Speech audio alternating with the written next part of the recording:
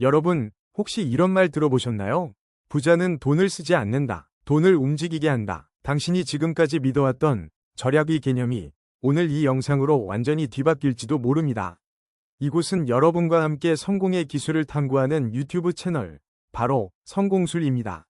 우리는 흔히 이렇게 생각하죠. 돈이 없으니 아낀다. 돈이 많으니 막 쓴다. 하지만 현실은 완전히 정반대입니다. 진짜 부자들은 누구보다도 치밀하게 돈을 아낍니다. 다만 그들의 절약법은 우리가 아는 수준과는 차원이 다릅니다. 오늘은 바로 그 가난한 사람은 모르는 부자들만의 10가지 절약법을 낱낱이 파헤쳐 보겠습니다. 1. 소비보다 시스템에 투자한다. 부자들은 지출을 하기 전 항상 이런 질문을 던집니다. 이 돈이 나를 위해 일하게 만들 수 있을까? 단순히 절약하는 게 아닙니다. 무작정 아끼는 게 아닙니다. 예를 들어볼게요. 한 부자가 500만 원짜리 커피 머신을 구매합니다. 겉으로 보기엔 낭비처럼 보일 수 있습니다. 그런데 그는 커피 전문점을 차리고 매달 500만 원 넘는 수익을 냅니다. 초기 지출은 소비가 아니라 시스템에 대한 투자였던 겁니다. 반면 가난한 사람은 매일 카페에서 5,000원짜리 커피를 사 마시며 말합니다. 내 행복은 중요하니까. 행복, 물론 중요하죠. 하지만 그 행복이 매달 몇십만 원의 누수를 만들고 있다면 부자는 그 새는 돈을 막고 시스템을 만들어 수익을 만들고 그 수익으로 마음 편히 커피를 마십니다. 2. 작은 지출을 습관적으로 점검한다. 한번 카드 내역서를 펼쳐보세요. 넷플릭스, 유튜브 프리미엄, 음악 스트리밍, 클라우드 저장소, 사용하지도 않는 구독 서비스가 줄줄이 나올지도 모릅니다. 부자들은 매달 자동 결제되는 항목들을 정기적으로 점검합니다. 그들은 습관적으로 돈의 흐름을 살핍니다. 한 예로 워렌 버핏은 자기가 직접 쓰지 않는 구독 서비스나 소액 결제는 철저히 관리합니다. 그에겐 1달러도 무의미한 지출로 흘러가는 걸 참지 못하는 철학이 있습니다. 이러한 작은 습관이 쌓여 부의 격차를 만듭니다. 3. 보여주기 위한 소비를 경계한다. 정말 부자인 사람들은 명품 브랜드 로고가 큼지막하게 박힌 옷을 잘 입지 않습니다. 왜냐고요? 그들은 자신을 증명할 필요가 없기 때문입니다. 나이키 창업자 필 나이트는 오히려 무명의 신발을 신고 다녔고 마크 저커버그는 늘 같은 티셔츠를 입습니다. 그들은 돈을 쓰되 남에게 보여주기 위한 소비는 철저히 배제합니다. 한편 부자가 되고 싶은 사람들은 명품 시계, 최신 스마트폰, 고급 차량에 돈을 씁니다. 그걸 본 누군가가 말하죠. 우와, 부자인가 봐. 하지만 실제 부자는 조용히 웃습니다. 진짜 부자는 티내지 않습니다. 가짜만 요란합니다. 4. 할인보다 타이밍을 중시한다. 많은 사람들이 세일을 기다립니다. 블랙 프라이데이, 빅세일, 1+1. 하지만 부자들은 세일보다 지금 필요한가를 먼저 따집니다. 필요하지 않은 걸 사는 건 아무리 사도 지출입니다. 필요한 순간에 적정 가격에 사는 것, 그것이 진짜 절약입니다. 스티브 잡스는 단순한 라이프 스타일을 추구했습니다. 그가 항상 입던 검정 터틀넥과 청바지는 단지 스타일이 아니라 불필요한 소비에 에너지를 쓰지 않겠다는 철학이었습니다.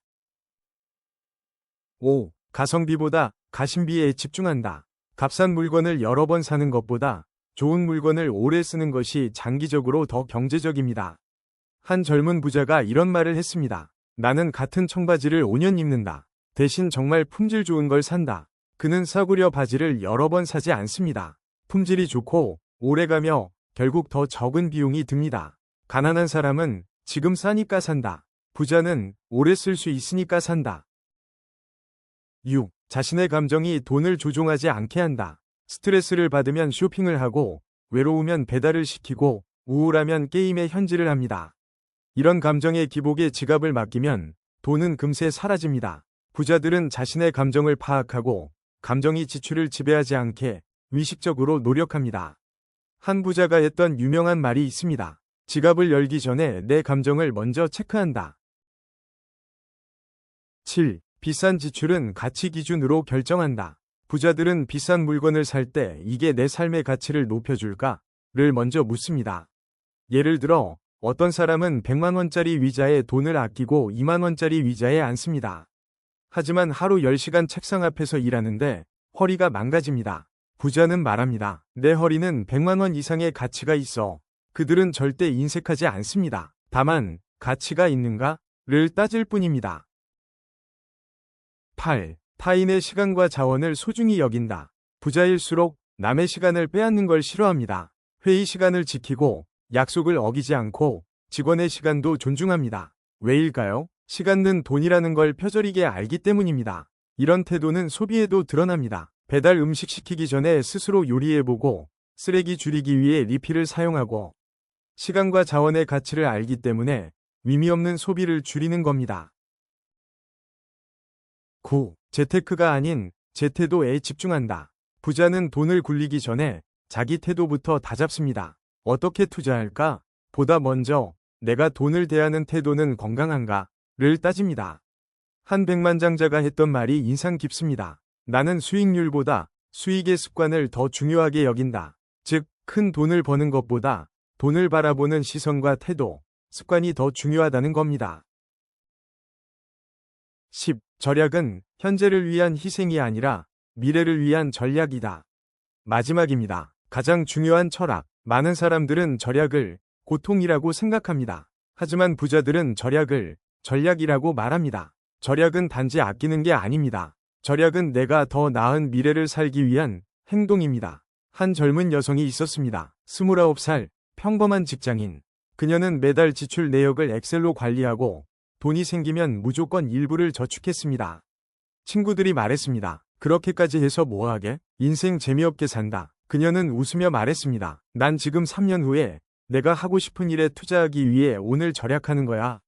3년 후, 그녀는 작은 북카페를 열었고 책과 커피를 사랑하는 사람들과 살아갑니다. 절약은 결국 나의 미래를 설계하는 가장 현실적인 무기입니다.